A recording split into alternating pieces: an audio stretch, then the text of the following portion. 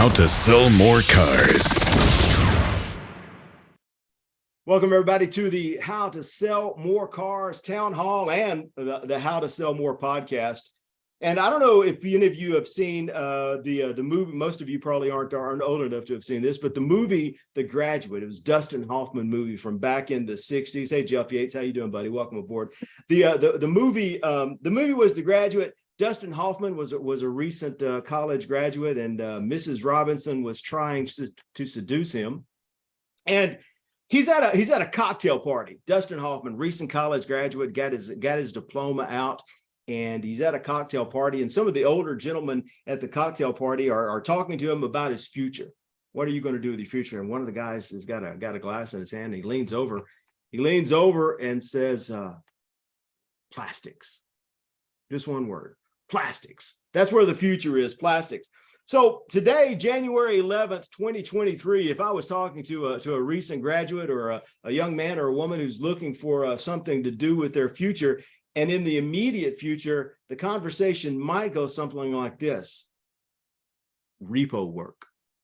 Repo work. I was working on an article last week for the National Independent Automobile Dealers Association. I wrote an article, how to recession proof your store, and I was doing the research for that, and I was interviewing some folks and talking to some folks. And one thing I found out, we right now at this moment in time, we had the highest repossession rate, especially among low-income buyers. We had the highest repossession rate that we've had at any time since pre-COVID, since 2019. Of course, COVID came along. Everybody got a check. Everything was pretty good for a while, and people were staying in cars, and people were making the payments on their cars, and repossessions plummeted.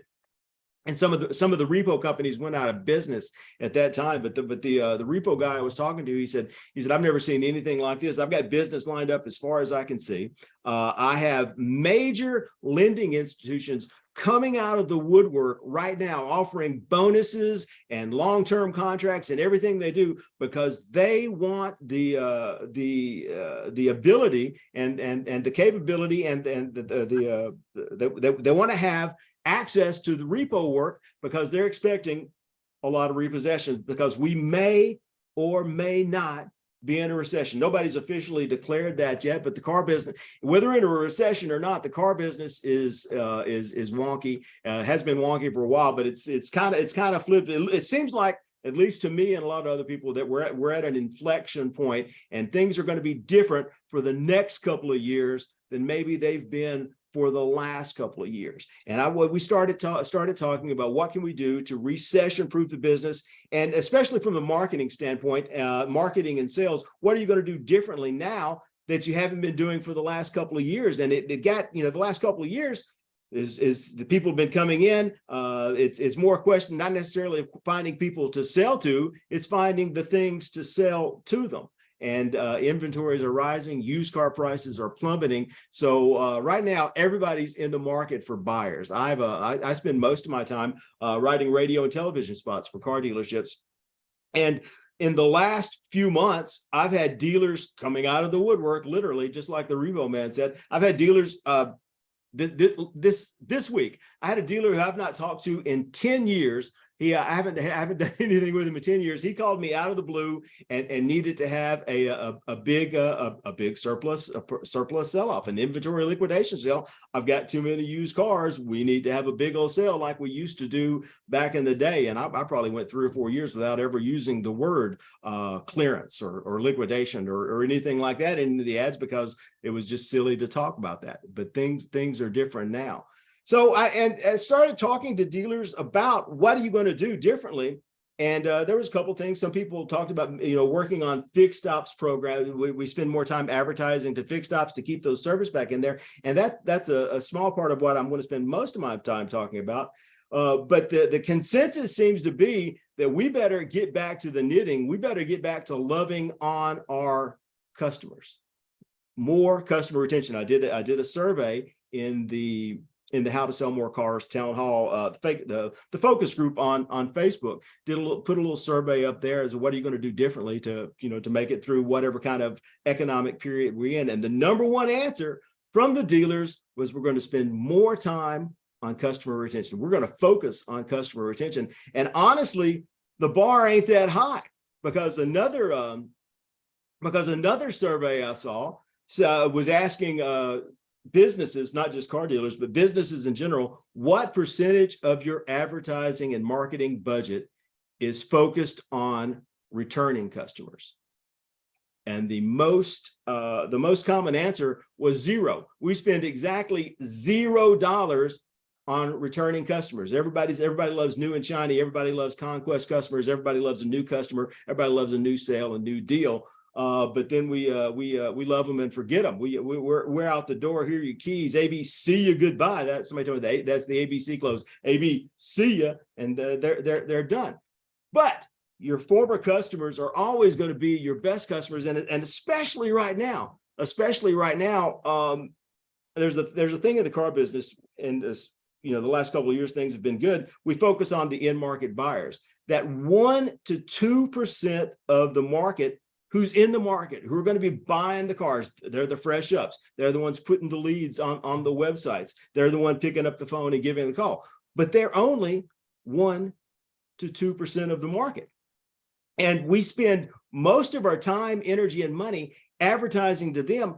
And even what we advertise, most of the money dealers spend is on inventory advertising, especially online. We're going to take our inventory, we're going to put it online, we're going to put it on the aggregators, we're going to put it on cars.com and edmunds.com and everywhere else. We're going to put Facebook ads on there with their inventory, and everything is based on the inventory. And that was probably a pretty good strategy. It is a pretty good strategy. You want that low-hanging fruit. That's easy money. You got to get that. But what was already a tiny sliver of the market, 1 to 2%, is declining because there are fewer in-market buyers in a recession. By definition, there are fewer in-market buyers, and most people, when they get ready, when they're trying to figure out how are we going to accomplish, they want to double down on what's been working for them. So they spend more money on inventory ads and on inventory marketing and having sales and reaching out to get people to come in and buy the car right now. But there's a lot of things in your sales pitches and in your marketing that you can talk about that don't have anything to do with the cars that you have or the prices that you charge for them. And from fixed ops to talking about the customer experience that you have with the dealership or with the individual. Bo Sales is here, and Bo and I have talked about this before. Bo gets to know people and puts his face out there, and people will come in to see Bo, not because of the particular Ford that he's got, but because they saw Bo talking about his bowling game, and they've driven across state lines to get that Bo experience. So we want to talk about other things other than the inventory and having the lowest price, because inventory and the lowest price may not be the most important thing in people's minds. And even for those that are, there's going to be fewer and fewer of them in this situation. So you want to talk about things that are more appealing to people, to a larger market. And the car dealer spending 0% of their money on retention customers, on retaining customers. Those retention customers are always going to be your biggest honeypot. You're going to get more reviews, you're going to get more referrals, you're going to get more repeat business out of people who already know you and like you and trust you. They know you, like you, and trust you enough to hand you money before. So you've already overcome the hurdle. It only makes sense to spend a little more money talking to the people who already know you and like you and trust you, and get them to come back. And more, and even more importantly, a buddy of mine told me that getting someone to spend money with you, I mean, people have to know you, like you, and trust you to get to spend money with you, but they'll do that. They'll take a risk, but they will never take a risk to refer you until they're completely confident in you. So that's the sign of great trust. And those people who know you, like you, and trust to refer their mother-in-law to come visit with you, to write those reviews and get them up on Google and on DealerRater and everywhere else, who are putting their name out there as an advocate for you. So that's the thing I'm recommending to dealers to do for this year, is let's step back just a little bit, just a little bit from going full bore into into the advertising and marketing for inventory and low prices, and start talking more about the experience, start talking more about the reasons that you and their community. I just got through interviewing a guy working on he's a master tech at a dealership in Missouri, and they're recruiting master techs. But the thing is, they're reaching out into the community, and they spend all day talking about this dealership's participation in the community and the scholarships that they're offering, and they're reaching out and holding those hands to give everybody a little bit of the feel-good vibe that people are going to need through whatever tumultuous, whatever the situation is going to be this coming year. So I'm going to open it up. Like I said, this is a free-form conversation. I want to hear from everyone else about what's going on the ground where you are, and what's your dealership, you personally, as a salesperson, if you're in sales, or as from the dealership standpoint, what are you going to do differently marketing this year into a situation that may be a little tougher than what we've had for the last couple of years? So anybody wants to, just unmute yourself and hop on in.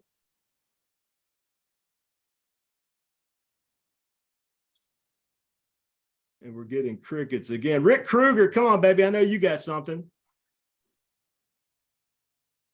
Oh, you're so sweet, babe. Hey, John B.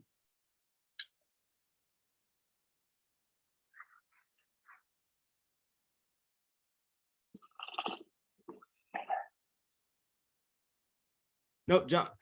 So let's talk about some of the things that you can advertise, or like I said, I don't really know. If you want to put your in the chat over here, put in the chat whether you're in sales or whether you're in management, so we can I can tailor some of the suggestions that I'm going to make to you as a salesperson. Again, more reaching out to past people. But I know if one of the guys just told me he left one dealership and he came back to another dealership, and that's a great opportunity. Everybody you've ever sold to. Now, anytime you move, you need to let them know where you are and what you're going. Rick there, he does a great job of embedding himself in the community and supporting the people that are around him. If and here's what happens a lot of times, especially maybe the first of the year, or somebody gets a new job, they go crazy on the phone, and they start sending out the emails and the messages and the texts to people who haven't heard from them in 6 months, 6 years. Don't know when the last time they heard from them was. So, I got a new email from Terry. Terry must be needing money. Times must be hard now. So if you never reach out to people, and every time you do, you're asking for money, that's a red flag. But Rick does such a great job of promoting the people in his community. He's always talking about the people who are around him, and the people that and the small businesses that buy from him, the people that are there, and he's building these relationships. And anything you can do, what that in the article that I wrote for the National Independent Automobile Dealers Association, the thing I suggested was you make anything you can do to activate your advocates. And as a dealership, your advocates are your employees and your customers. We live in the social media world, and every single one of your employees has a couple, anywhere between a couple of hundred and a few thousand friends on social media. And if you can activate them to actively go out and bring their customers in, bring their mother-in-law in, bring their friends to the store, that's a given. And if your employees don't like you enough to advocate and evangelize for you, that's probably a sign that you got bigger problems than just the recession coming on. So they should be your biggest advocates. And then activate those your customers. They can be advocates as well, whether it is with a bird dog fee or with anything. Bird dog fees, the stuff like Rick does, where you're actively promoting them and promoting their businesses and giving them something to talk about. There's a saying that to find your people and to lift them up. If you will actually, there's Rick Kruger with his camera on and everything. Boy, you are a handsome man. So finding your people and lifting them up, putting the spotlight on them, And there's psychological reason it works. One, there's the law of reciprocity. If I go out of my way to do something good for you, to say something nice about you, to make you feel better, to help your business, odds are you're probably going to go out of your way to do something good for me, to say something nice about me, to help my business. So find your people and lift them up and start doing more of the stuff to reach the 98% of the market who aren't in the market. All right. 6:49, and I'm, if that was all I had prepared. If no one's got anything they want to contribute, we're gonna let you out of here early today. Rick, you come in with the camera on. You got to talk. Hey, Terry. Michael Smith's Sure. talking. What's up, buddy? Go, Michael. So, what are some of your tips on what to do to? I mean, what I'm trying to do is I've not utilized, for example, send out cards as I should. Right. Now I'm consciously sending out a ton of them, and I don't send it out saying come buy for me. I mean, I don't want to be salesy at all. I mean, I let them know and remind people where I work, because I have a back on my send out cards and staying in touch. But I mean, outside that, what are some ways you suggest keeping in touch with prior clients? Well, so you know me, send out cards is one of my big deal. I send cards to everyone, but I send out cards and especially birthdays. And Michael's real good about the birthday things. But send out cards is the big one. I saw my father passed away a year and a half ago, and I had to hire a real estate agent to sell his home. And and being in the business that I am, doing what I do, I know more real estate agents than I could possibly ever begin to name. And the funny thing was, the guy ended up helping to hire, and I didn't even think about, okay, well, this is why I'm going to hire him. But after I hired him and we got to start at the house, I came home and looked at my refrigerator, and my refrigerator right now has 4 magnets on it from this real estate agent. He sends out calendars every year for the Tennessee Titans football team, for the University of Tennessee football team. He sends out Predators calendars. He sends out sports calendars. And my refrigerator literally looks like a billboard for this guy. And every time I open up there to get me a chicken salad sandwich or whatever I'm trying to get out of the refrigerator, there Jason Strain, that's his name, Jason Strain, and Tri-State Realty. He's right there. He sent out a thing of recipes. So anything that you can do, whether it's a card, I mean, there's a lot to be said for physical things that are staying in front of people's face. And that's the main thing, is you just got to be in their face. Remind them that you're in their life. Everybody says that they want their customers to stay in their life, but they don't really do anything to stay in the customer's life. So that send out cards or calendars or anything that puts you in their life, and that includes giving them a call on their birthday, or just being in their life, calling them just to check on them. Hey, how you been? What's the best thing that's happened to you since the last time I talked to you? And just making a conscious effort not to stay in their lives because they're customers, but because you want to stay in their lives. And it's as simple as, if nothing else, just a text. I've got a friend of mine who that's her entire marketing strategy. She sits down every day and sends about 10 to 20 texts to people in her in her database that she hasn't talked to in the last 3 or 4 months, and says, "Hey, how you doing? Hadn't talked to you in a while." Right? And it doesn't even have to say, "Hey, we're having a big sale. Hey, how's the car I sold you? Hey, I hadn't talked to you in a while. How's it going?" And of course, 90 some odd percent of the people are going to ignore that. But the people who don't, you're going to start a conversation with. And any chance you get to start a conversation is a chance to lead to another conversation. And specifically, if you ask them, hey, great catching up with you, but hey, do me a favor before you go. Who do you know that might be in the market for a car? Who do you know that might be trying to sell their car? Because we're all still looking for inventory, especially if we can get it cheaper than what the auctions are selling for it. But in anything that you can do to stay in their life. I mean, it's not even a sales thing. From a salesperson standpoint, I don't even think it has to be a sales thing. It has to be, you have to be more staying in their lives as a person, and reaching out to them and reminding who you are. Rick, you're about to hop in? Sure.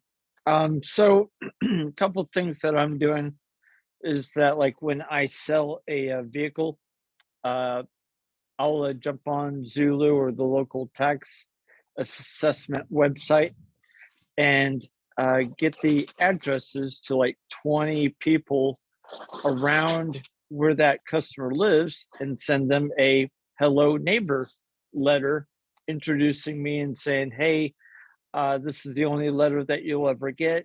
And the reason for it is because one of your neighbors bought a new car recently. You may have seen it, but if you bring this in or refer to this letter when you come and see me, you'll qualify for special pricing or our internet value promise price on any used car, so forth and so on.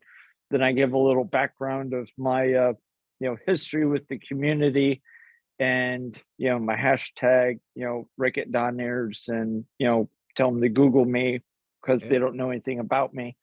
So then trying to just simply get my name out to more different people.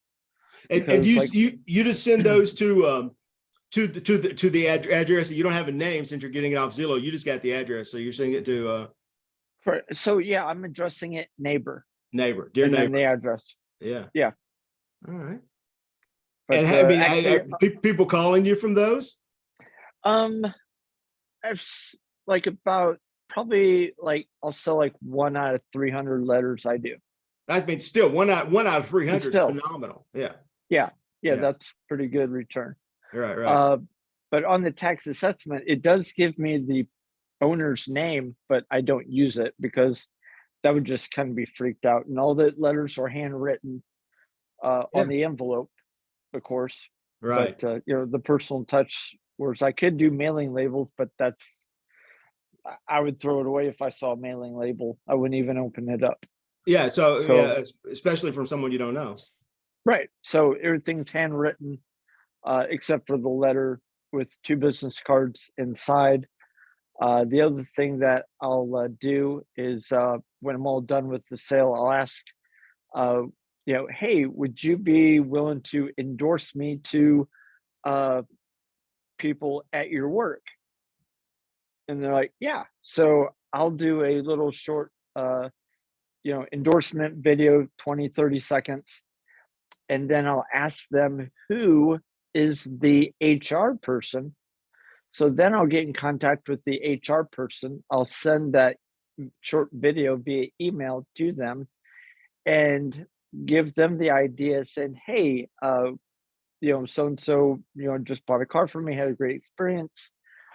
What do you think about you having the benefit to all of your employees, making the HR person like it's their deal? Like they came up with the idea to all the employees to give a go-to guy if anybody's in the used or new car market, and making it the XYZ company employee benefit. Right. Yeah. So, And then, that's 100% activating your activating your evangelists, those people who are in the neighborhood with the car. They get a chance. Even if they didn't call you, odds are they went over to, if Bob bought a car and you sent Bob's next door neighbor a letter, he's probably going to mention it to Bob that hey, this guy Rick Kruger sent me this letter. So and that gives him a chance to tell your story. Right. Yep. Yeah. And then also during the football season, my son's football team made it all the way to state, but their last home game was semi-state. So there's about 3,800 people in the stands, and so I'm one of the athletic sponsors for the school, Yeah. and so I hired somebody to play the electric violin and sponsored the national anthem. And so I'm going to do that again here in February, where they have the biggest turnout for one of the basketball games here coming up in February. So I'll sponsor, and so I'll be my name will be brought out. You know, national anthem is being played by so and so, sponsored by Rick Kruger at Donner's Honda, and then at the end, my name will be brought up again, saying, "Hey, thank you, Rick. Thank you, so and so for playing it. If you ever need a new or used car, Rick makes car buying fun. Go see him at Donner's Honda." Yeah. So that's just another little thing. Cost me $50, to hire this person to play. Right. So it's well worth it. Oh yeah, and that's something people are going to remember. And you didn't once mention how many cars you had and which cars you had and how much they cost. That's not what it's about. Yeah. Not at all. Just getting your name and being known, top of mind, simply. I mean, I've been around the community, so much. Even Mike will tell you. And Yeah. by the way, thanks for the birthday card, Mike. Yeah. But I'm known, but it's just a matter of keeping to be top of mind. Simply, and that's what it's really all about. Well, that is because 98% everybody buys cars. There's 98% of the market they're not seeking out your ads on the internet. They're not thumbing through cars.com looking. They're never going to see your inventory listings because they're not in the market. But everybody at that football game is going to remember the guy playing the electric violin and Rick. And they may not buy a car tomorrow, but somebody they know is probably going to buy a car soon. Yeah, I mean, 3% of the community is in the market right now. Right. So everybody knows somebody who's in the market for a car. And here's an interesting thing. One of the things Rick said was that, hey, would you be willing to endorse me, support me? Getting those reviews online. And I tell people this all the time because it doesn't logically make sense to me, but I've seen it enough times that I know that it's true, and that people trust reviews that they read online from Google and from DealerRater. They trust it exactly the same as if their next door neighbor. It doesn't make any difference whether it's a stranger from 1,000 miles away or their next door neighbor who says, "Hey, that Rick's a good guy. Maybe you ought to go talk to Rick." If enough people say it, people are going to believe it. Yeah, in the middle of my letter, I even say, "Hey, please don't take my word for it. Google me." Right. And then colon Rick Kruger at Donner's. Yeah. Copycat. Yep. All right. That's what on my emails. I have the line, "Don't take my word for it," and I give them the link to my DealerRater reviews. Yeah. Yeah. Well, and I'll tell you how important it is. DealerRater is the biggest example of this because cars.com was searching with, they're desperately trying to figure out why people buy cars. And they discovered that one, people would prefer to know their salesperson before they got there. They got there, said 90% of the customers would rather have a friend in the car business, a friend at the dealership before they got there, because it's like walking into war otherwise. And they found those two stats, that 90% of the people would rather know someone at the dealership, and that people trust online reviews to the same degree that they trust personal referrals. And cars.com, and I don't know how many billions of dollars they gave DealerRater, but they went all in. They bought DealerRater basically on those two things. We've got to get into promoting salesperson's business and getting reviews, because that's what people look for and that's what people want. Right. So when you're looking on cars.com and you click on a specific car, it'll come up the first two people that are DealerRater certified and have the most recent reviews. Right.